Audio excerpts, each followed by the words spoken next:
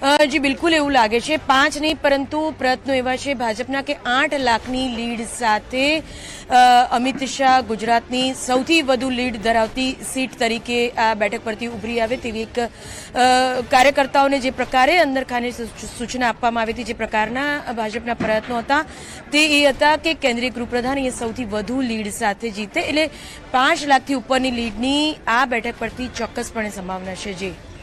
જી ગીતા, આપ મારી સાથે જોડાયેલા રહેશો। તો થોડી જ વારમાં મતગણતરી શરૂ થવાની છે અને પરિણામો સૌથી પહેલા સૌથી ઝડપી આપના સુધી અમે પહોંચાડીશું વિધાઉટ બ્રેક।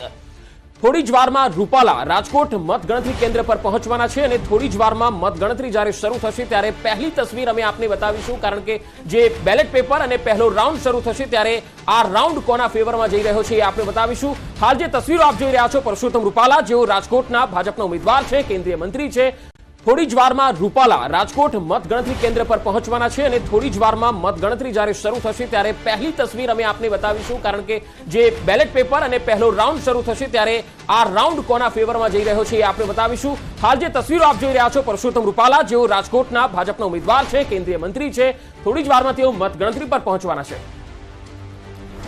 પોતાના નિવાસ સ્થાને તેમણે પહેલા પૂજા અર્ચના કરી અને હવે થોડી જ વારમાં તેઓ ગાડીમાં રવાના થશે મતગણતરી કેન્દ્ર પર। પંકજ, રાજકોટની આ જે સીટ છે ભલે ભાજપનો ગઢ રહ્યો હોય પરંતુ તેણે જ ધબકારા વધારી દીધા હતા ભાજપના, અને હજુ પણ એવો જ માહોલ અંદર ખાને તો જોવા મળતો હશે।